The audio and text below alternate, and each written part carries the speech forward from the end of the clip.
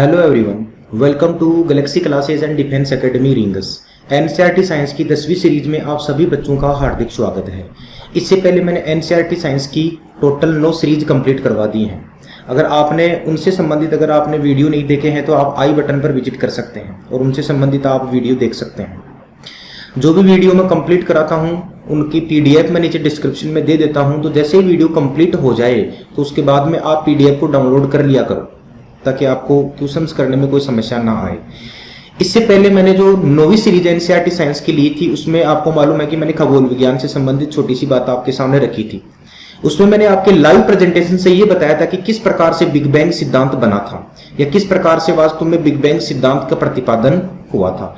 आज खगोल विज्ञान के दूसरे पार्ट में टोटल मैंने 40 क्वेश्चन लिए हैं, ध्यान से समझना। इन 40 क्वेश्चनों में मैंने सूर्य की बनावट से संबंधित क्वेश्चन लिए हैं कि सूर्य की बनावट में किस गैस का ज्यादा योगदान रहता है, उसके केंद्र का तापमान क्या है, ये सारी बातें ली हैं। प्लस आधे क्वेश्चन मैंने पृथ्वी की संरचना से संबंधित लिए हैं, क्योंकि मैंने ये देखा है कि पिछली बार पृथ्वी की संरचना से संबंधित कुछ क्वेश्चन पूछे थे। एग्जामिनर पूछ रहा है पृथ्वी पर पाई जाने वाली सर्वाधिक धातु और वो कंफ्यूज करने के लिए दे रहा है तत्व, तो काफी कंफ्यूजन वाला है। तो मैं तुम्हारे इस वीडियो के जरिए सारा कंफ्यूजन दूर कर दूंगा। तो सबसे पहले अपन बेसिक जानकारी ले लेते हैं, उसके बाद में अपन शुरू करते हैं आज के 40 क्वेश्चन। तो ध्यान से कंसंट्रेशन से बैठ जाओ, शुरू करते हैं आज का सेशन। ये मैंने आपके सामने एक इमेज सेट की है, इसको ध्यान से देखो। ये जो है ना, ये वास्तव में सूर्य है और सूर्य के सबसे पास में जो ग्रह है उस ग्रह को बोला जाता है मरकरी। मरकरी का मतलब यहां पर हो गया बुध। उसके बाद में ग्रह है वीनस। वीनस का मतलब हो गया यहां पर शुक्र। उसके बाद में है अपनी अर्थ, जिसको अपन ने कह दिया पृथ्वी। और उसके बाद में है मार्स, और उस मार्स को अपन ने बोल दिया मंगल। अब जरा ध्यान से समझना, ये बातें तो आपको मालूम है। मैं आपको बताना ये चाहता हूं कि ये जो चारों ग्रह है ना, चारों ग्रह, इन चारों ग्रहों को कहते हैं आंतरिक ग्रह। इन चारों ग्रहों को क्या कहते हैं? आंतरिक ग्रह। इन्हीं चारों ग्रहों का दूसरा जो नाम है आंतरिक ग्रहों का अलावा, इनका दूसरा नाम है स्थलीय ग्रह। ध्यान देना, यहां पर क्या नाम है इनका? स्थलीय ग्रह। इनको स्थलीय ग्रह क्यों कहते हैं? क्योंकि इन पे आपको मालूम है कि वास्तव में इन पर अगर देखा जाए तो इन पर स्थलमंडल पाया जाता है, इसलिए इनको स्थलीय ग्रह भी कहते हैं। इसके बाद में इनका तीसरा जो नाम है ना, इनको बोला जाता है टेरेस्ट्रियल। शब्द पर समझना तुम, टेरेस्ट्रियल प्लेनेट। तो ये तीनों के तीनों जो नाम है ना, तीनों के तीनों नाम केवल और केवल किनके हैं? इन चारों ग्रहों के। एग्जामिनर ने यहां से क्वेश्चन इस प्रकार से पूछा था, ये स्थलीय ग्रह और आंतरिक ग्रहों से संबंधित उसने बात नहीं की। उसने साइंटिफिक नेम दिया था कि टेरेस्ट्रियल प्लेनेट के अंतर्गत निम्नलिखित में से कौन सा प्लेनेट नहीं आता है। तो अपने को कॉन्सेप्ट क्लियर रखनी है कि टेरेस्ट्रियल प्लेनेट वास्तव में आंतरिक ग्रहों को ही बोला जाता है।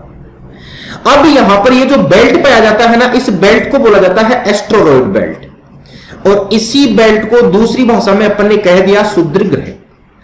क्षुद्र ग्रह के बाद में यहां पर ये जो जुपिटर है, जुपिटर का मतलब है बृहस्पति। जुपिटर का मतलब क्या है रे? बृहस्पति। इसके बाद में जुपिटर के बाद में 5वां नंबर का ग्रह है सैटर्न। सैटर्न का मतलब है यहां पर शनि ग्रह। इसके बाद में है यूरेनस। यूरेनस का मतलब है यहां पर अरुण, और इसके बाद में है नेपच्यून, और नेपच्यून का मतलब है यहां पर वरुण। मैंने तुम्हारे सामने इंग्लिश के सारे टर्म्स इसलिए रखे हैं क्योंकि आजकल जो पेपर आ रहे हैं ना, उन पेपरों में वह हिंदी से संबंधित शब्दावली नहीं देता। इसलिए हर ग्रहों का अपने को साइंटिफिक नेम या लैटिन नेम भी याद होना चाहिए, या अपने को हर ग्रहों का हिंदी नाम भी याद होना चाहिए। ये जो चारों ग्रह है ना, चारों ग्रह, इन क्षुद्र ग्रह से इन चारों ग्रहों को बोला जाता है बाह्य ग्रह। इन चारों ग्रहों को क्या बोला जाता है? बाह्य ग्रह। और बाह्य ग्रह कोई दूसरे भाषा में बोला जाता है, बाह्य ग्रहों को दूसरी भाषा में बोला जाता है जेवियन ग्रह। इस शब्द का तुम ध्यान रखना, जेवियन ग्रह। और इनका निर्माण कोई स्थलमंडल से नहीं होता, इनका निर्माण हुआ है मेरे दोस्तों गैस से, इसीलिए इनको बोला जाता है गैसीय ग्रह। अर्थात ये तीनों नाम अलग हैं। इन तीनों नामों में एक आता है बृहस्पति, शनि, अरुण, वरुण, और इन तीनों में आता है बुध, शुक्र, पृथ्वी और मंगल। तो ये छोटी सी बात अपन ने समझी है। अब यहां से क्वेश्चन उठाता है कि सूर्य से दूरी के आधार पर तीसरा कौन सा ग्रह है, सूर्य से दूरी के आधार पर पांचवा कौन सा ग्रह है। अजीबोगरीब क्वेश्चन पूछे जाते हैं, तो यहां से मेरे हिसाब से तुम्हारी सारी चीजें क्लियर हो गई होगी। यहां पर ये देखो पाया जाता है कपूर बेल्ट, तो ध्यान रखना वरुण के बाद में जो अवस्था आती है ना वो किसकी आती है, कपूर बेल्ट की। शुद्र ग्रह वाला बेल्ट तो कहां पर पाया जाता है, शुद्र ग्रह वाला बेल्ट पाया जाता है मंगल और बृहस्पति के बीच, और लास्ट में जो सौर मंडल का अंत है ना वहां पर पाया जाता है कपूर बेल्ट। यहां पर एक ग्रह है जिसका नाम है प्लूटो। इस प्लूटो को लेकर एक सभा हुई थी, और वो सभा कब हुई थी, 24 अगस्त 2006 में। और प्लूटो ग्रह को लेकर जो बातचीत हुई उस बातचीत को बोला जाता है प्राग सम्मेलन। और प्राग सम्मेलन में इन ग्रहों को, इस प्लूटो ग्रह को श्रेणी दी गई थी बोने ग्रह की, ठीक है ना। तो क्वेश्चन क्या पूछा गया था कि प्लूटो को बोना ग्रह किस सम्मेलन में कहा गया, प्राग सम्मेलन में कहा गया। अब मेरी बात को तुम ध्यान से समझना, ये जो प्राग सम्मेलन हुआ था ना, प्राग सम्मेलन, ये प्राग सम्मेलन की तुम्हें डेट याद रखनी है 24 अगस्त 2006। क्वेश्चन यहां से एक बड़ा गजब का क्वेश्चन पूछा था आरएस प्री में। क्या क्वेश्चन पूछा था कि प्राग सम्मेलन जो सौरमंडल को लेकर बैठक हुई उसको निम्न में से किस संस्था ने अनुचित ठहराया। अलग अलग ऑप्शन थे, तो ध्यान रखना अमेरिकन स्पेस एजेंसी का नाम है नासा, और नासा स्पेस एजेंसी ने इनको वास्तव में क्या ठहराया था, अनुचित ठहराया था। उसके कई कारण थे, तो मैं तुम्हें कई अंतरिक्ष विज्ञान में बता दूंगा कि इसका प्रमुख कारण क्या था, ठीक है ना। लेकिन ध्यान रखना जो प्राग सम्मेलन हुआ था, ठीक है ना, एस्ट्रोनॉमी को लेकर जो बैठक हुई थी 2006 में, जिसमें ग्रहों की संख्या 9 से घटाकर 8 कर दी गई थी, वो किसके अनुसार अनुचित था, नासा के अनुसार, या किस देश के अनुसार वो अनुचित था, अमेरिका के अनुसार। आज मैंने आपके सामने क्वेश्चन लिया है एक तो सूर्य को लेकर, और एक मैंने आपके सामने क्वेश्चन लिया है पृथ्वी को लेकर। तो सबसे पहले मैं आपको समझा देता हूं सूर्य की आंतरिक संरचना एवं इनके कार्य, बिल्कुल ध्यान से समझना। ये मैंने सूर्य का एक चित्र तुम्हारे सामने प्रेजेंट किया है। इसमें तुम जरा गौर करो, इसका जो केंद्र वाला भाग है ना, ये केंद्र वाला भाग कहलाता है कोर्ड, और इसी कोर्ड को बोला जाता है कोर। क्या बोला जाता है, कोर। इससे संबंधित क्वेश्चन क्या पूछा जाता है, एक तो इससे संबंधित ये क्वेश्चन पूछा जाता है, यहां पर लिख देता हूं इससे संबंधित आने वाले क्वेश्चन, ध्यान से समझते जाना तुम। इसमें मैं कोर के क्वेश्चन डाल देता हूं। इससे पहले मैं इसकी इंक चेंज कर लेता हूं ताकि आपके दिखने में कोई समस्या नहीं आई। 1 मिनट रुकना बेटा।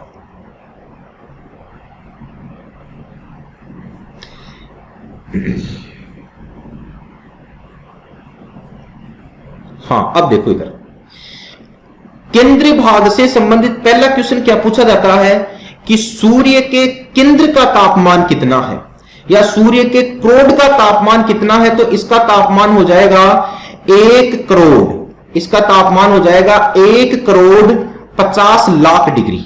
एक तो तुम्हें यह कॉन्सेप्ट को ध्यान रखनी है, सूर्य के केंद्र का तापमान कितना है, 1 करोड़ 50 लाख डिग्री सेंटीग्रेड। एक क्वेश्चन यह भी पूछा था कि सूर्य का कौन सा भाग ऊर्जा उत्पत्ति का स्थान है, या ऊर्जा उत्पत्ति वाला सूर्य का भाग कौन सा है। तभी आंसर क्या आता है, क्रोड ही आता है। तीसरा एग्जामिनर यहां से क्वेश्चन यह भी उठाता है कि सूर्य के किस भाग के अंदर नाभिकीय संलयन की प्रक्रिया होती है। तो नाभिकीय संलयन की प्रक्रिया भी मेरे दोस्तों सूर्य के किस भाग में होगी, क्रोड में होगी। और नाभिकीय संलयन अगर नहीं पूछे तो कभी कभी यह भी ऑप्शन में आता है कि हाइड्रोजन और हीलियम के आपस में जुड़ने की प्रक्रिया भी सूर्य के किस भाग में होती है। तो आंसर आता है क्रोड। ये सारे बिंदु आपको क्रोड से संबंधित याद करने हैं। इसके बाद ध्यान देना, यहां पर तापमान इंपॉर्टेंट है, 1 करोड़ 50 लाख के केंद्र का तापमान है ये। इसके बाद में सूर्य का जो दूसरा बिंदु है ना, वो दूसरा बिंदु कहलाता है प्रकाश मंडल, ठीक है ना। प्रकाश के कणों को बोला जाता है फोटो, और मंडल को बोला जाता है स्पेयर, इसलिए इसका नाम पड़ गया प्रकाश मंडल। प्रकाश मंडल से संबंधित कुछ क्वेश्चन अपन यहां पर सेट कर लेते हैं। क्या क्वेश्चन पूछा जाता है प्रकाश मंडल से संबंधित। पहला क्वेश्चन आता है, ये जो प्रकाश मंडल है ना, इस प्रकाश मंडल को बोला जाता है इस सूर्य की मध्य परत। क्वेश्चन क्या पूछा जाता है कि सूर्य की मध्य परत क्या कहलाती है, प्रकाश मंडल। दिमाग को फिट रखना, आगे क्वेश्चन आएंगे ऐसे ही। दूसरा यहां से क्वेश्चन क्या पूछा जाता है कि जो प्रकाश मंडल है ना, इस प्रकाश मंडल का तापमान कितना है। तो मेरे दोस्तों इसके तापमान इंपॉर्टेंट है, तो इसका तापमान कितना है 6000 डिग्री सेंटीग्रेड। ध्यान देना, केंद्र का तापमान 1,50,00,000 डिग्री है और इसकी सतह का या मध्य परत का तापमान है 6000 डिग्री सेंटीग्रेड।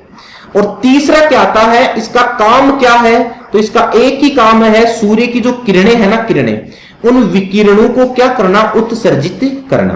तो यहां से ये क्वेश्चन आया हुआ है, विकिरणों को उत्सर्जित करना, कि विकिरणों का उत्सर्जन सूर्य की किस परत से होता है, तो मध्य परत से होता है या फिर प्रकाश मंडल से होता है। अर्थात यह अपने को प्रकाश देती है और प्रकाश देने की वजह से ही वास्तव में हमने ये कह दिया कि यहां से वास्तव में विकिरणों का उत्सर्जन होता है।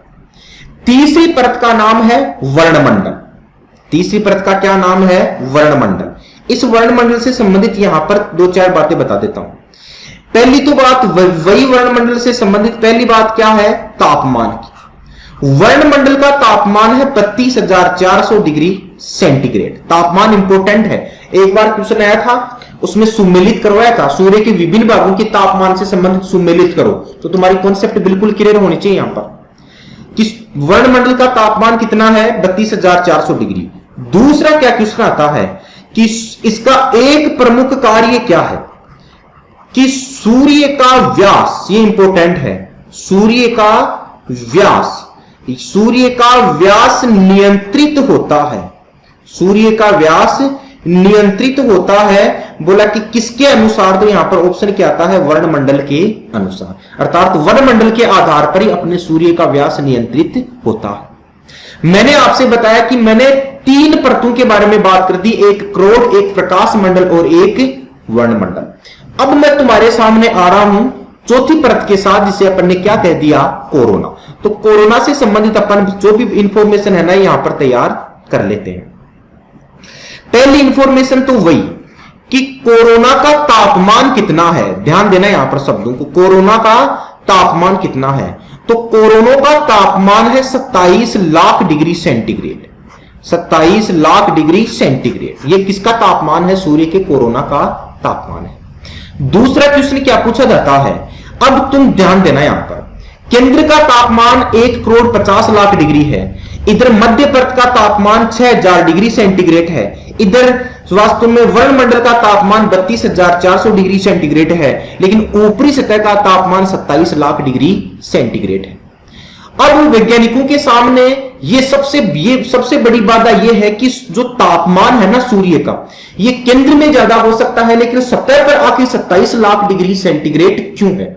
तो इस तापमान का अध्ययन करने के लिए इसरो ने एक मिशन की घोषणा की है और उस मिशन को बोला जाता है आदित्य मिशन। तो आदित्य मिशन की घोषणा किस संगठन ने की है, अंतरराष्ट्रीय space Indian space research organisation या इसरो ने। तो क्वेश्चन क्या था कि इसरो के द्वारा छोड़ा जाने वाला आदित्य मिशन सूर्य के किस भाग से संबंधित है, तो आंसर क्या आया था उसमें, कोरोना, इसके तापमान को देखना। तीसरा क्या है, जो भी ये जो सूर्य ग्रहण होता है ना, सूर्य ग्रहण के समय सारा ढक जाता है, लेकिन सूर्य ग्रहण के समय केवल यही भाग दिखाई देता है। तो तीसरा क्वेश्चन क्या सेट हो गया कि सूर्य ग्रहण के समय दिखाई देने वाला, सूर्य ग्रहण के समय दिखाई देने वाला भाग निम्नलिखित में से कौन सा है, तो आंसर क्या आता है यहां पर, कोरोना। तो ये सारी बातें हैं सूर्य से संबंधित। तो मेरे हिसाब से अब तुम्हारा कोई क्वेश्चन गलत नहीं होगा। अब अपन शुरू करते हैं इससे संबंधित क्वेश्चन एंड आंसर। पहला क्वेश्चन देखो, पहला क्वेश्चन, सूर्य के अंदर प्रकाश की उत्पत्ति निम्न में से किस अभिक्रिया की देन है।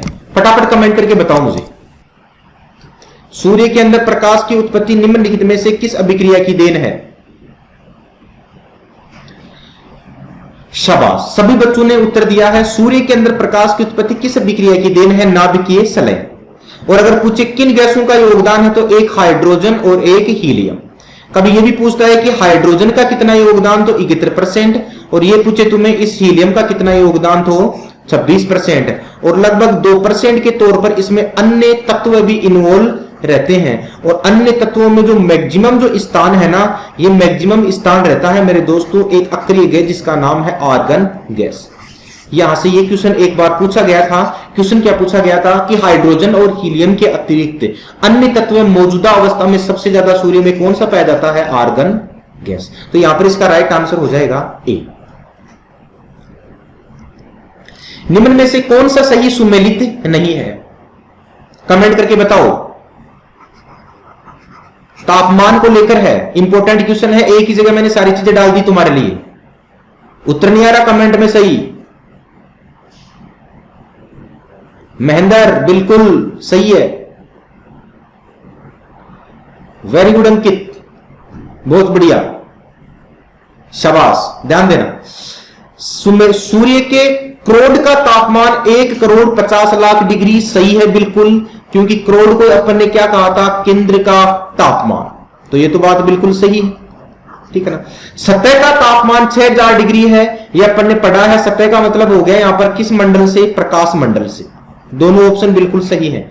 सूर्य के कोरोना भाग का तापमान 32,400 नहीं, सूर्य के कोरोना भाग का तापमान 32,400 नहीं है। सूर्य के कोरोना भाग का तापमान है 27 लाख डिग्री सेंटीग्रेड। तो अपने को अपना आंसर मिल गया। आंसर क्या हो जाएगा? सी हो जाएगा। और सूर्य की किरणों से इलाज ध्यान रखना हीलियोथेरेपी कहलाता है। सूर्य की किरणों को वास्तु में साइंटिफिक लैंग्वेज में या कॉस्मोलॉजी में बोला भी जाता है हीलियो, और थेरेपी का मतलब तो वैसे भी इलाज करना होता है। भारतीय अंतरिक्ष अनुसंधान संगठन इसरो ने भविष्य के लिए आदित्य मिशन की घोषणा की है। इस आदित्य मिशन का संबंध सूर्य के किस भाग से है? अभी अपन ने जिक्र किया है। फटाफट कमेंट करके बता दो मुझे, आदित्य मिशन का संबंध सूर्य के किस भाग से है? आदित्य मिशन का संबंध सूर्य के किस भाग से है? वेरी गुड, शाबाश, बहुत बढ़िया। आदित्य मिशन का संबंध केवल और केवल सूर्य के किस भाग से है? कोरोना भाग से। ये मैंने बताया तुम्हें, किस भाग से है? कोरोना भाग से। क्यों है? क्योंकि कोरोना भाग का तापमान कितना है? 27 डिग्री सेंटीग्रेड कोरोना भाग का क्या है? तापमान। और इस 27 डिग्री सेंटीग्रेड आखिर तापमान क्यों है? तो इस तापमान का ध्यान देना, ये तापमान इतना क्यों है? तो इस तापमान का कारण जानने के लिए इसरो ने एक किस मिशन की घोषणा की है? आदित्य मिशन की। तो यहां पर इसका राइट आंसर हो जाएगा किरीट या कोरोना। सूर्य के मध्य भाग को क्या कहा जाता है? बताओ देखिए कमेंट करके। मध्य भाग को, ऑप्शन को काटो देखो। समताप मंडल तो नहीं है, प्रकाश वर्ण स्थल मंडल नहीं है। अब बताओ दोनों में से कौन आ जाएगा? मध्य भाग। सूर्य के मध्य भाग को क्या कहा जाता है? प्रकाश मंडल, ठीक है ना। और इसी प्रकाश मंडल को साइंस में या इंग्लिश में क्या बोला जाता है? फोटोस्फीयर। और अगर तुम्हें इस प्रकार से क्वेश्चन पूछे ना कि सूर्य का ऊपरी भाग क्या कहलाता है, तब आंसर क्या आएगा? वर्णमंडल। और वर्णमंडल को क्या बोला जाता है? क्रोमोस्फीयर। क्रोमोस्फीयर। अगला देखो, सूर्य के ऊपरी भाग को क्या कहते हैं? अभी तो अपन ने कहा ऊपरी भाग को क्या कहेंगे? वर्णमंडल, ठीक है ना। और वर्णमंडल का मतलब यहां पर इंग्लिश में क्या है? क्रोमोस्फीयर। क्रोमोस्फीयर, ठीक है ना।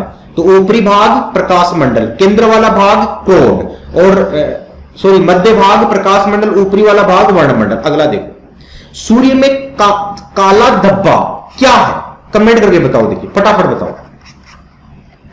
4 ऑप्शन आपके सामने हैं, आपके पास है केवल 10 सेकंड। कमेंट करके बताओ, सूर्य में काला धब्बा क्या है?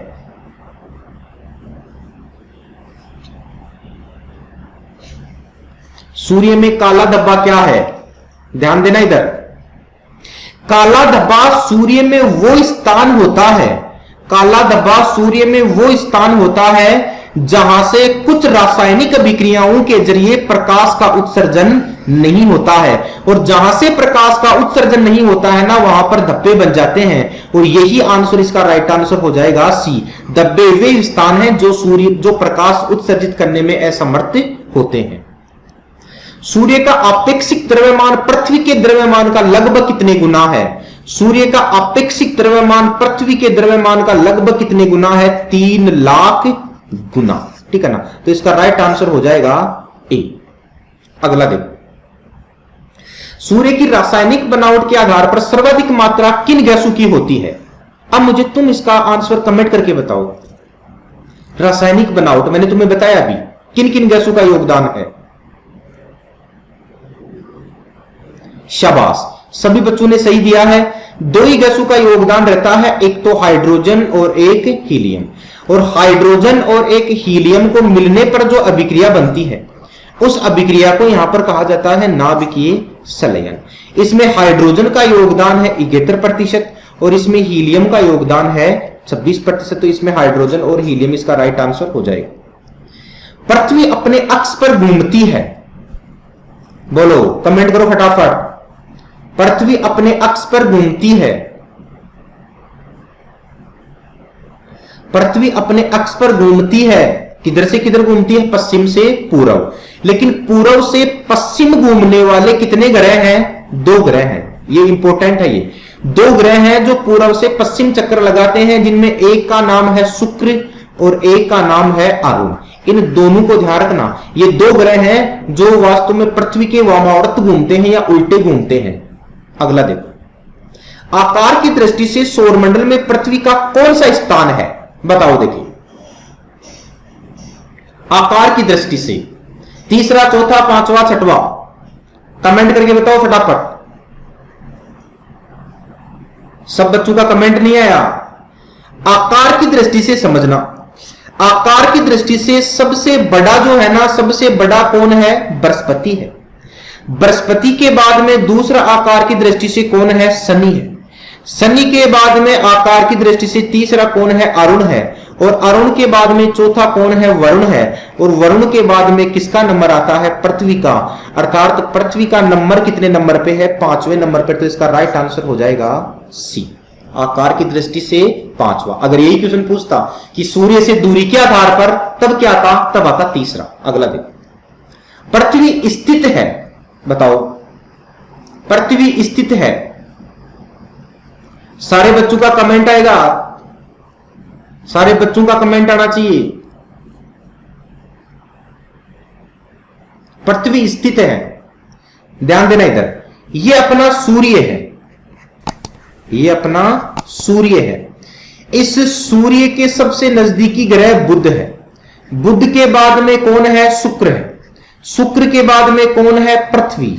और पृथ्वी के बाद में कौन है? मंगल। ठीक है ना। इस प्रकार से आगे क्रम चलता रहता है। अर्थात शुक्र और मंगल के बीच में अपनी पृथ्वी स्थित है। तो इसका राइट आंसर हो जाएगा शुक्र व मंगल के मध्य ए। अगला देखो, दिन और रात होने का क्या कारण है? बताओ, देखिए कमेंट करके। शाबाश, महेंद्र, अंकित स्वामी, बढ़िया।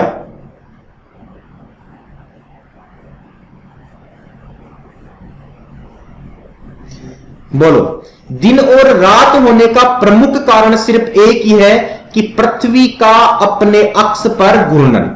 पृथ्वी का अपने अक्ष पर घूर्णन की वजह से ही दिन और रात होते हैं। और सूर्य के चारों ओर पृथ्वी का जो परिक्रमण होता है ना, इससे बनती हैं ऋतुएं। इससे क्या बनती हैं? ऋतुएं बनती है। तो ऋतुओं का कारण यह है और दिन और रात होने का कारण यह है। अब यहां पर मैं तुम्हें ध्यान से बताऊंगा कि आखिर यह होता कैसे है। बिल्कुल ध्यान से देखना इधर। यह मैंने तुम्हारे सामने एक इमेज ड्रॉ की है। अगर तुम्हें ध्यान से दिख रहा होगा तो इसमें देखो सूर्य बीच में है। ये जो है ना, ये सूर्य है और इस सूर्य के चारों ओर चक्कर लगा रही है अपनी पृथ्वी। ध्यान से समझना बिल्कुल यहां पर पृथ्वी को। अब तुम बिल्कुल देखो इधर, पृथ्वी अपने घूर्णन पर घूम रही है और पृथ्वी अपने घूर्णन पर घूमने में कितना समय लेती है? 24 घंटे। अर्थात इस सूर्य का प्रकाश यहां पर जिस भाग पर यहां पर पड़ रहा है ना, तो ये जिस भाग पर पड़ेगा वो भाग तो हो जाएगा किसमें? दिन में। और इधर वाला भाग है ना, इधर वाला भाग, ये इधर वाला भाग वास्तव में किस अवस्था में हो जाएगा? रात की अवस्था में हो जाएगा। तो पृथ्वी अपने अक्ष पर घूमने की वजह से ही दिन और रात बनती है। ठीक है ना। और अक्ष पर कितने घंटे में घूमती है? 24 घंटे में। और इसे ही बोला जाता है पृथ्वी का घूर्णन काल। जबकि ये चारों ओर जो चक्कर लगाती है ना, चारों ओर चक्कर कितने दिन में लगाती है? लगभग 365 दिन में। इसे बोला जाता है परिभ्रमण काल। परिभ्रमण काल की वजह से वास्तव में ऋतुएं बनती हैं और घूर्णन पर घूमने की वजह से वास्तव में दिन और रात बनती हैं। अगला क्वेश्चन देखो, सूर्य के अतिरिक्त निकटतम तारे सितारे से प्रकाश पृथ्वी तक पहुंचता है? बताओ, देखो बताओ, फटाफट बताओ कमेंट करके।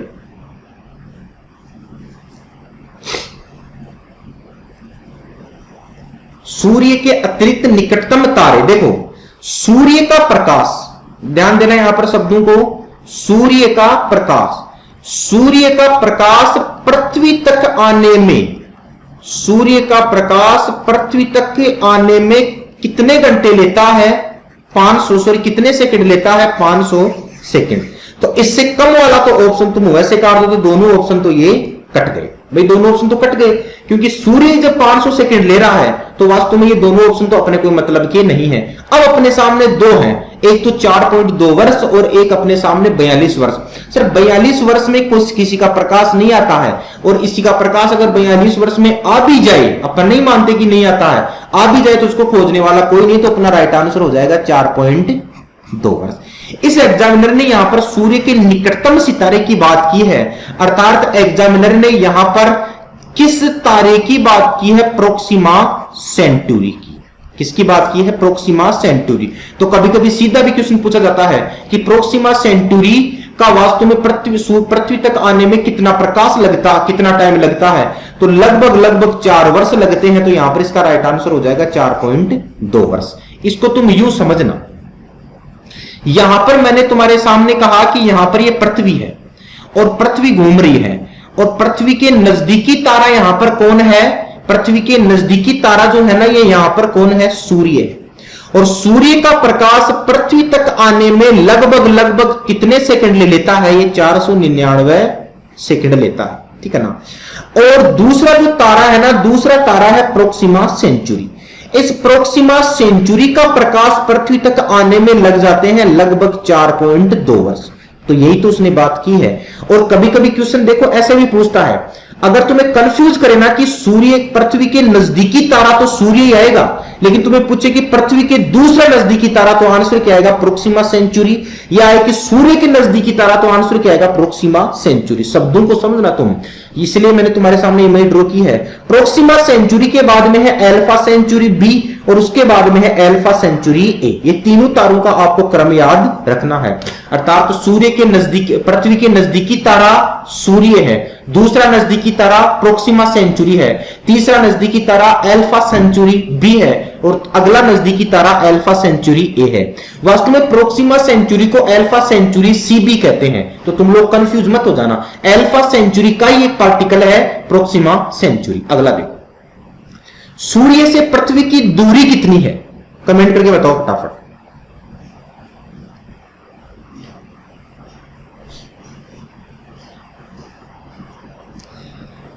सूर्य से पृथ्वी की दूरी कितनी है?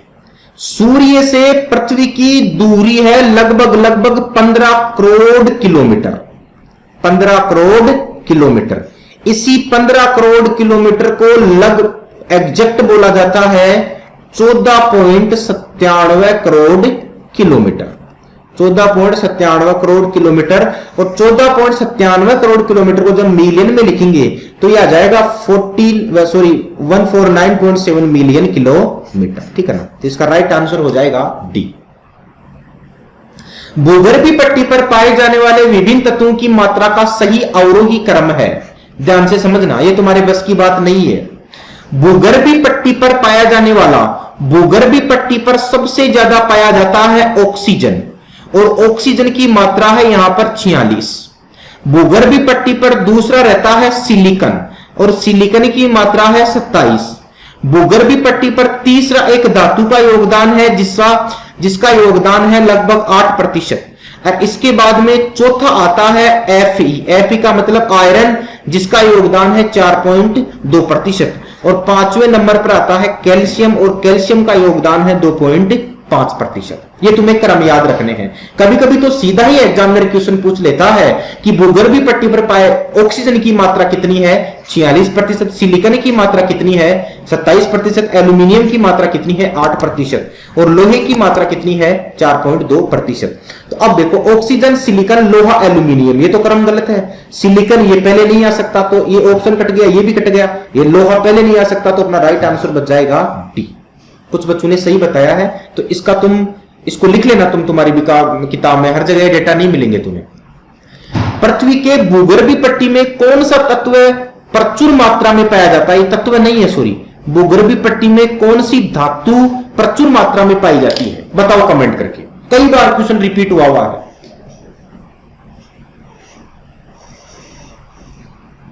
कमेंट करके बताओ। निधि पलसानिया, बहुत बढ़िया। नए स्टूडेंट दिखते हो आप, पहली बार आए हो आज क्लास में, ध्यान देना इधर।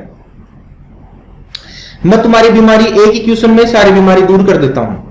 यह पृथ्वी है, इस पृथ्वी से संबंधित तुम्हें 3 बातें याद करनी है। अगर तुम्हारा एग्जामिनर पूछे पृथ्वी पर पाए जाने वाले खनिज लवणों का क्रम, अगर तुम्हारा एग्जामिनर पूछे तत्वों का क्रम, और तुम्हारा एग्जामिनर पूछे धातुओं का क्रम। खनिज लवणों से संबंधित 2 बातें हैं। पृथ्वी पर कई खनिज लवण पाए जाते हैं, जिसमें एक खनिज लवण है फेल्सपार, और यहां पर दूसरा खनिज लवण है क्वार्ट्ज कण। क्वार्ट्ज कण, ठीक है ना, क्वार्ट्ज कण, और इन्हीं को बोला जाता है सिलिका। कभी कभी सीधा सीधा एग्जाम में पूछा जाता है कि पृथ्वी पर पाया जाने वाला सबसे ज्यादा खनिज लवण कौन सा है, फेल्सपार या क्वार्ट्ज कण। तत्व में पूछे तो तत्व में 1 नंबर है ऑक्सीजन और 2 नंबर है सिलिकॉन। ऑक्सीजन की मात्रा मैंने तुम्हें बताई कितनी प्रतिशत, 46%, और सिलिकॉन की मात्रा मैंने तुम्हें बताई 27%। लेकिन अगर धातु पूछे तो सर्वाधिक आती है धातु, जिसका योगदान है 8%। इसके बाद में आता है लोहा, जिसका योगदान है 4.2%, और इसके बाद में कैल्शियम भी आती है, ध्यान रखना। तो यहां पर धातु पूछी है तो प्रचुर मात्रा में धातु एल्यूमिनियम है, तो यहां पर राइट आंसर हो जाएगा बी। कभी कभी एग्जामिनर क्वेश्चन ऐसे पूछता है कि पृथ्वी की आंतरिक संरचना का जो क्रोड है ना, क्रोड ये किससे मिलकर बना होता है, तो वो लोहे का बना रहता है, ध्यान रखना। तो इसका तुम लिख लेना इसको कॉपी में। खनिज लवणों के बारे में पूछे तो खनिज लवणों का आंसर देना है, तत्वों के बारे में पूछे तो तत्वों का आंसर देना है, और धातु या मेटल्स के बारे में पूछे तो मेटल्स का आंसर देना है। पृथ्वी ग्रह की संरचना में प्रवार या मेंटल के नीचे क्रोड, क्रोड का नाम आते ही केवल और केवल कौन सी धातु पाई जाती है, फेरस। क्रोड का नाम आते ही कौन सी धातु पाई जाती है, फेरस। फेरस का नाम है यहां पर लोहा। सर्वाधिक पूछे तो एल्यूमिनियम, और क्रोड का स्पेशल नाम दे दे तो लोहा। निम्न में से कौन सा कथन सही नहीं है? तुम मुझे कमेंट करके बताओगे इसका आंसर। कमेंट करके बताओ आंसर फटाफट।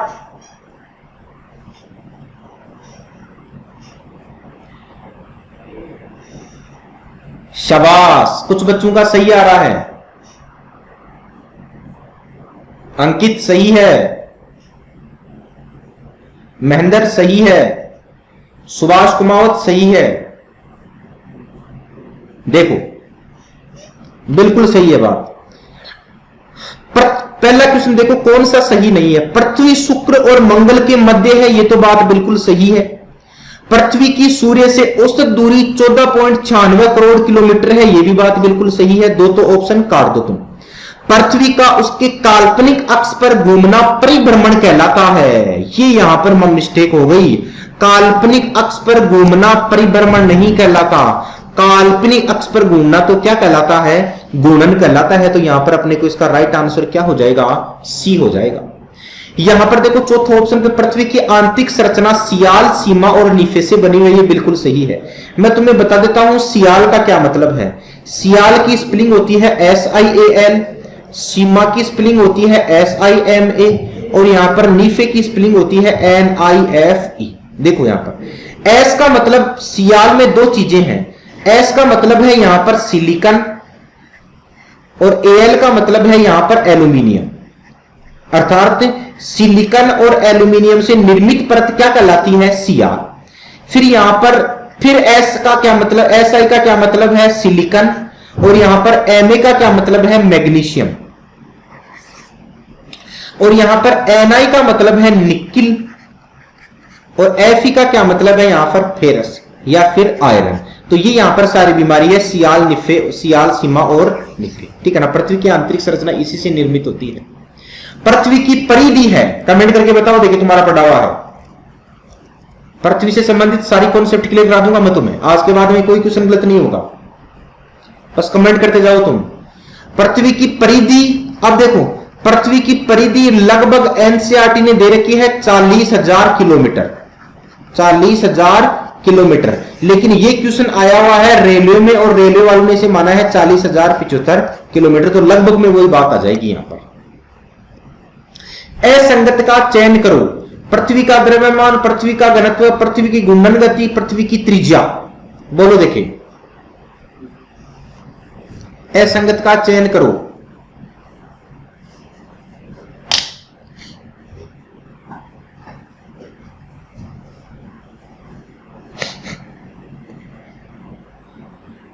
अब की बार तो ज्यादा क्वेश्चन ज्यादा नहीं भैया, आपकी बार गलत है, आपका ज्यादातर बच्चों ने गलत ही दिया है। पृथ्वी का द्रव्यमान रट लो 5.976 into 10 to the power 24 kilogram, ये पृथ्वी का द्रव्यमान है। जबकि अगर तुम्हें कभी कभी अगर पृथ्वी का घनत्व पूछे ना, तो पृथ्वी का घनत्व होता है 5.51 ग्राम पर सेंटीमीटर क्यूब। पृथ्वी का घनत्व बिल्कुल सही है। पृथ्वी की घूर्णन गति, यहां पर यह गड़बड़ है। पृथ्वी की घूर्णन गति 224 किलोमीटर पर आवर नहीं होती, पृथ्वी की घूर्णन गति होती है 1610 किलोमीटर प्रति आवर। इसका राइट आंसर हो जाएगा सी। और पृथ्वी की त्रिज्या आपको मालूम है 6400 किलोमीटर होती है। घूर्णन गति का ध्यान रखना 1610 किलोमीटर प्रति आवर होती है। निम्न में से कौन सा कथन हमारे पृथ्वी ग्रह के व्यास के संदर्भ में असत्य कथन है? पृथ्वी ग्रह के व्यास के संदर्भ में बोलो। पृथ्वी का औसत व्यास 12,000, देखो बताओ, तुम कमेंट करो, देखे इसी क्वेश्चन में इसका आंसर है, कमेंट करके बताओ, देखिए दिमाग लगाओ, देखिए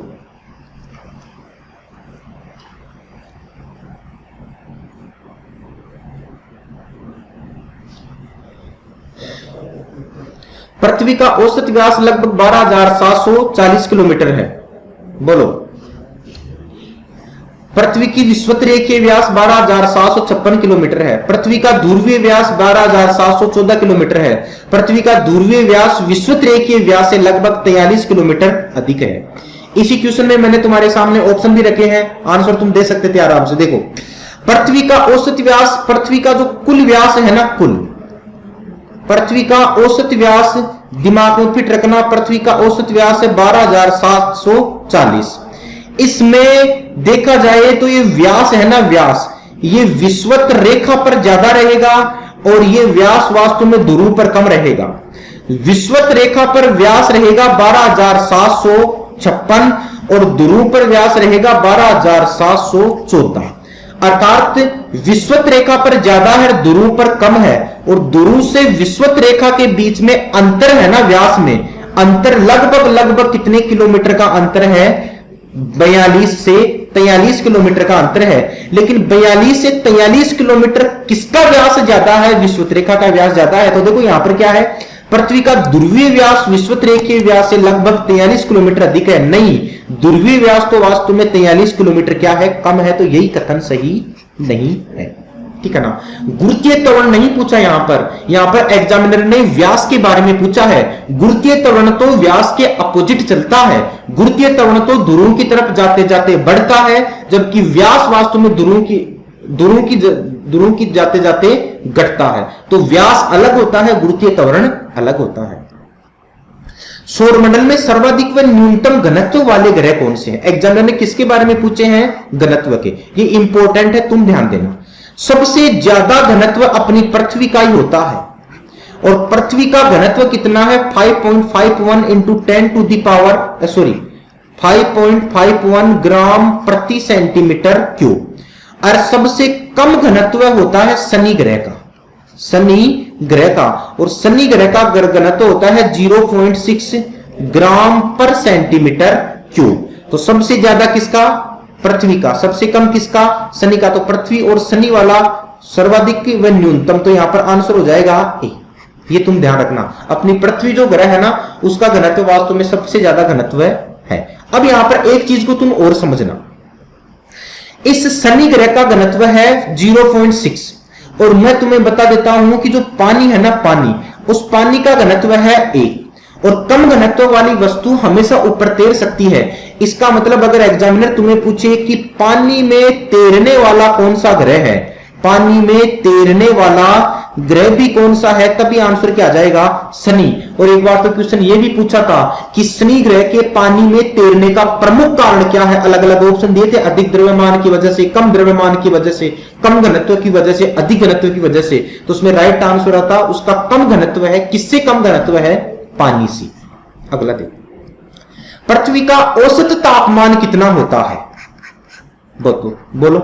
पृथ्वी का औसत तापमान होता है 15 डिग्री सेंटीग्रेड। तो इसका राइट आंसर हो जाएगा सी। अगला देखो, सर्वाधिक व न्यूनतम द्रव्यमान वाले, बोलो, तुम कमेंट करके बताओ। देखिए, इससे पहले वाला जो क्वेश्चन था वो घनत्व का था, और अब की बार जो क्वेश्चन है वो द्रव्यमान वाला है। कमेंट करो फटाफट।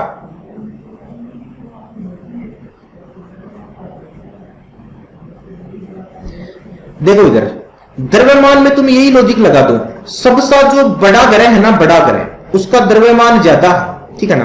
तो सबसे बड़ा ग्रह कौन है, बृहस्पति। तो बृहस्पति का द्रव्यमान सर्वाधिक होगा। और सबसे छोटा ग्रह कौन है, बोलो भाई, सबसे छोटा ग्रह कौन है, सबसे छोटा ग्रह है बुध। तो बुध का द्रव्यमान सबसे कम होगा। तो सर्वाधिक किसका, बृहस्पति का, और न्यूनतम किसका, बुध का। तो बृहस्पति और बुध इसका राइट आंसर हो जाएगा।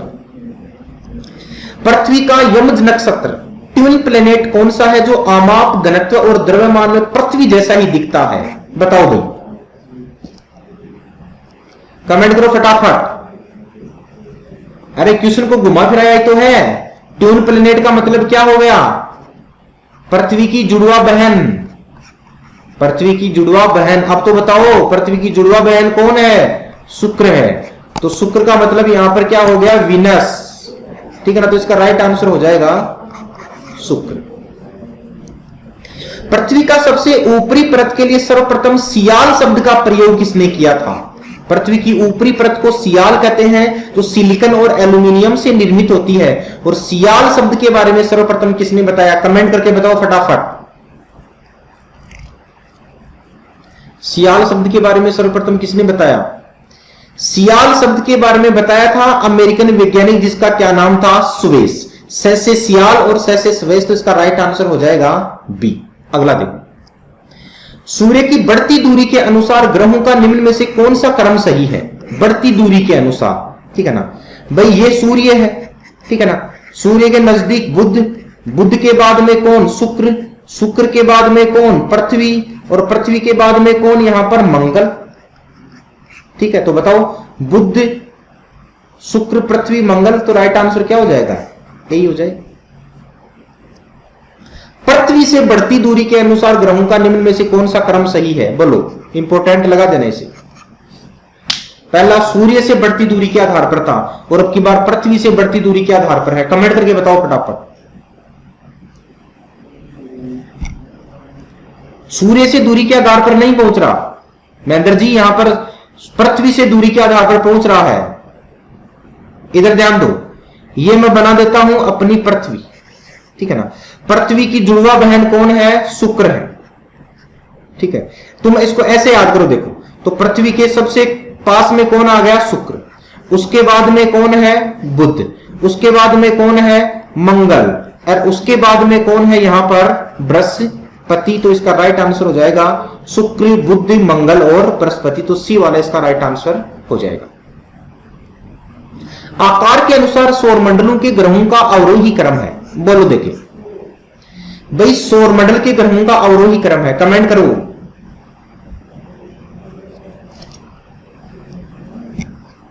आकार के आधार पर सौर मंडल के ग्रहों का अवरोही क्रम है,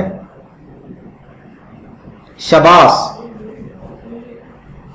वेरी गुड, करीब करीब बच्चों ने सही दिया है। देखो, सबसे बड़ा बृहस्पति है और सबसे छोटा बुध है। तो आखिरी में देख लो, बुध तीनों में आ रहा है, तो एक तो वैसे काट दो तुम, ठीक है ना। अब देख लो, बृहस्पति, शनि, अरुण, वरुण, पृथ्वी, शुक्र, मंगल और बुध, ठीक है ना। तो अब देखा जाए तो वास्तव में इसका राइट आंसर यही लग रहा है। पृथ्वी 5वें स्थान पर, मैंने तुम्हें बताई थी, तो पृथ्वी 5वें स्थान पर इसी में है, ठीक है, तो इसका राइट आंसर हो जाएगा ए। लॉजिक से ही तुम सेट कर सकते हो। आकार के आधार पर पृथ्वी का 5वां स्थान ही तो है। निम्न में से कौन सा सौरमंडल का भाग नहीं है? समझना, यहां पर इस क्वेश्चन को मैं बता देता हूं। सौरमंडल के निर्माण में 5 तत्व शामिल होते हैं। कितने तत्व शामिल होते हैं? 5 तत्व शामिल होते हैं। कौन कौन से होते हैं? सौरमंडल के निर्माण में पहला तत्व होता है सूर्य। सौरमंडल का निर्माण में दूसरा तत्व होता है ग्रह। तीसरा जो तत्व है ना, ये होता है उपग्रह। इसके अलावा सौरमंडल के निर्माण में चौथा तत्व होता है धूमकेतु। और इसके अलावा सौरमंडल के निर्माण में 5वां जो तत्व है ना, ये शामिल होता है उल्काएं। अब इनके अलावा जो भी ऑप्शन में है ना, उसको आउट कर दो। तो देखो, शुद्र ग्रह, ग्रह है तो शुद्र ग्रह है, धूमकेतु भी है, ग्रह भी है, तो यहां पर कौन नहीं है? निहारिका। निहारिका सौरमंडल का हिस्सा नहीं है, और निहारिका इंग्लिश में क्या बोला जाता है? नेबुला। समझ में आ गई? कभी कभी क्वेश्चन ये भी पूछा जाता है कि सौरमंडल में सूर्य का कितना प्रतिशत द्रव्यमान है? तो सौरमंडल में 99% जो मास है ना, 99% मास केवल और केवल किसका है? सूर्य का ही है। अंतरिक्ष में कुल कितने तारामंडल हैं? बोलो। देखिए, इससे पहले वाले सीजन में, मेरे सेशन में मैंने तुम्हें बताया है, अंतरिक्ष में कुल कितने तारामंडल हैं? अंतरिक्ष में कुल 89 तारामंडल है, ठीक है ना। सबसे बड़ा तारामंडल है सेंटोरस, सबसे छोटा तारामंडल है हाइड्रा। निम्न में से किन 2 ग्रहों को छोड़कर शेष सभी ग्रह चारों ओर, सूर्य के चारों ओर वामावर्त घूमते हैं? फटाफट कमेंट करके बता दो, कमेंट करो फटाफट। 2 ग्रह कौन कौन से हैं? इधर से भी दूसरा, उधर से भी दूसरा, इधर से दूसरा कौन है? शुक्र। उधर से दूसरा कौन है? अरुण। तो शुक्र और अरुण, तो शुक्र और अरुण यहां पर देखो, ये सॉरी अरुण है यहां पर, ये शुक्र और अरुण। इसका राइट आंसर क्या हो जाएगा? डी। अगला देखो, सूर्य को छोड़कर पृथ्वी के निकटतम तारे के पृथ्वी के प्रकाश को पृथ्वी तक पहुंचने में कितना समय लेता है? वही मैंने तुम्हें बताया है। एग्जामिनर ने किसकी बात की है? घुमा फिराकर प्रोक्सिमा सेंचुरी। प्रोक्सिमा सेंचुरी, और प्रोक्सिमा सेंचुरी को लगभग कितने वर्ष लग जाते हैं? 4 वर्ष। तो नियरेस्ट आंसर देख लो तुम, यहां पर क्या आ जाएगा? 4.5, ठीक है ना। अगला देखो, शुद्र ग्रह जिन ग्रहों के बीच में स्थित है, उन ग्रहों को क्या बोला जाता है? फटाफट कमेंट करके बताओ। शुद्र ग्रह बिल्कुल इजी क्वेश्चन है। मंगल और बृहस्पति के बीच, मंगल और बृहस्पति के बीच में जो पाए जाते हैं वही क्या है? शुद्र ग्रह। सर्वप्रथम खोजा गया शुद्र ग्रह है, एलडीसी 2016 में क्वेश्चन आया हुआ है। बोलो, सर्वप्रथम खोजा गया शुद्र ग्रह कौन सा है? कमेंट करो। सर्वप्रथम खोजा गया शुद्र ग्रह है सीरस। सीरस सबसे पहले खोजा गया था। धूमकेतु की पूंछ सूर्य से परिदृष्ट होती है क्योंकि, समझना इस क्वेश्चन को, एग्जामिनर ने किसकी बात की है? धूमकेतु, ठीक है ना। धूमकेतु की पूंछ सूर्य से दूर क्यों होती है? क्योंकि सूर्य की किरण है ना, किरण, सूर्य की किरण से जैसे ही विकिरणों का उत्सर्जन होता है, सूर्य से जैसे ही विकिरणों का क्या होता है? उत्सर्जन होता है। ये विकिरणों का उत्सर्जन वास्तु में वो जो धूमकेतु है ना, धूमकेतु, इस धूमकेतु पर ये विकिरणों का उत्सर्जन क्या लगाता है? दबाव लगाता है। और यही कारण है, इसी दबाव की वजह से ही दूर दूर सूर्य से जो पूंछ है ना, उसकी ओर दूर शिफ्ट हो जाती है। तो अब इसका देख लो, कौन पहला ऑप्शन देखो, जैसे जैसे सूर्य धूमकेतु सूर्य के चारों ओर घूर्णन करता है, वैसे वैसे उसका हल्का द्रव्यमान केवल अब केंद्रीय बल के कारण दूर शिफ्ट होता है। नहीं सर, अब केंद्रीय बल तो इनमें लगता ही नहीं है, इनमें तो लगने वाला है विकेंद्रीय बल है। जैसे जैसे धूमकेतु घूर्णन करता है, उसका हल्का द्रव्यमान, उसकी पूंछ, ये भी नहीं आ जाएगा यहाँ पर। दबाव वाला देखो तुम, सूर्य द्वारा उत्सर्जित विकिरण धूमकेतु पर दबाव डालता है, ये ध्यान, ये मैंने बताया, विकिरण जो है धूमकेतु पर दबाव डालती है, जिससे उसकी पूंछ सूर्य से दूर शिफ्ट हो जाती है। तो इसका राइट आंसर हो जाएगा सी। शुद्र ग्रहों के विषय में निम्नलिखित कथनों पर विचार कीजिए। बोलो, तुम्हारे पास मात्र 15 सेकंड है।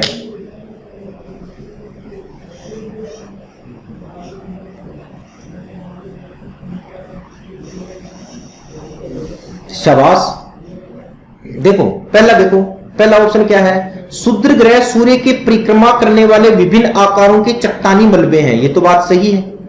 अधिकांश क्षुद्र ग्रह छोटे होते हैं किंतु कुछ का व्यास 1000 किलोमीटर तक बड़ा होता है। ये भी बात सही है। क्षुद्र ग्रह होने को तो छोटे ही होते हैं, लेकिन कुछ क्षुद्र ग्रह ऐसे भी होते हैं जिनका व्यास वास्तव में 1000 किलोमीटर से भी ज्यादा होता है। तीसरा देखो, क्षुद्र ग्रहों की कक्षा बृहस्पति व शनि की कक्षाओं के बीच में है। नहीं सर, क्षुद्र ग्रह तो पाए जाते हैं किन किन के बीच में, मंगल व बृहस्पति के बीच में। तो इसमें पहला और दूसरा सही हो जाएगा, तो इसका राइट आंसर हो जाएगा सी।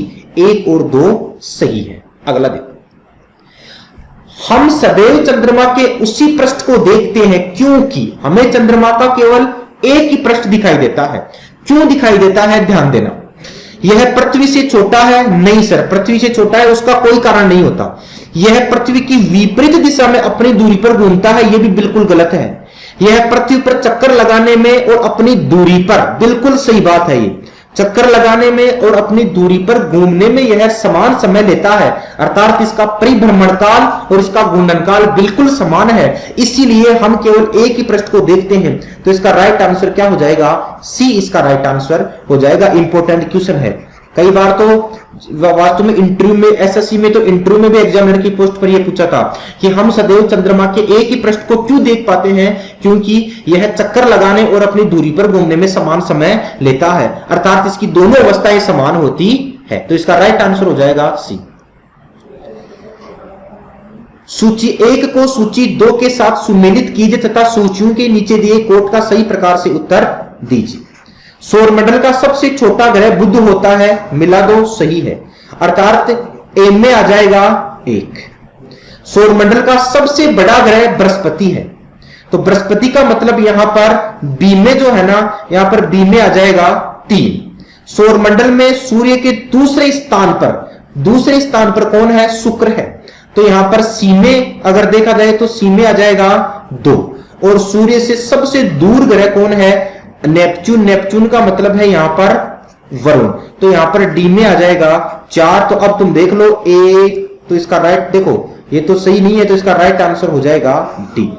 इस प्रकार के क्वेश्चनों में अगर तुम्हारे 2 कॉन्सेप्ट क्लियर है तो तुम ऐसे क्वेश्चन को कर सकते हो। तो ऐसे क्वेश्चन को कई बच्चे एग्जाम में देखकर घबरा जाते हैं। मैं तुम्हें बता रहा हूं कि सीधा क्वेश्चन गलत हो सकता है, सुमेलित करो वाला क्वेश्चन गलत नहीं होता। अगर 2 का लॉजिक सेट हो गया ना, तो 2 का लॉजिक तो हम वास्तव में अपने आईक्यू के हिसाब से भी सेट कर सकते हैं। ऑप्शन को काट के भी ऐसा क्वेश्चन कर सकते हैं। आखिरी का क्वेश्चन है, निम्नलिखित में से किसे शुक्र ग्रह कहते हैं? बोलो भाई, शुक्र ग्रह किसे कहते हैं? प्लूटो को कहते हैं क्या? नहीं कहते। जुपिटर का मतलब तो क्या होता है, बृहस्पति। वीनस का मतलब क्या होता है यहां पर, शुक्र। और मार्स का मतलब क्या होता है यहां पर, मंगल। तो इसका राइट आंसर क्या हो जाएगा, सी इसका राइट आंसर हो जाएगा। तो आज अपन ने टोटल 40 क्वेश्चन लिए हैं। एक पार्ट में खगोल विज्ञान का और लाऊंगा, और उस पार्ट में मैं तुम्हें ग्रह और उपग्रहों से संबंधित जो भी बच गए ना, वो क्वेश्चन एनसीईआरटी से और करवा दूंगा। तो अच्छा लगे आपको तो इसको लाइक करो, शेयर करो और चैनल को सब्सक्राइबर जरूर कर लेना। Okay, God bless you.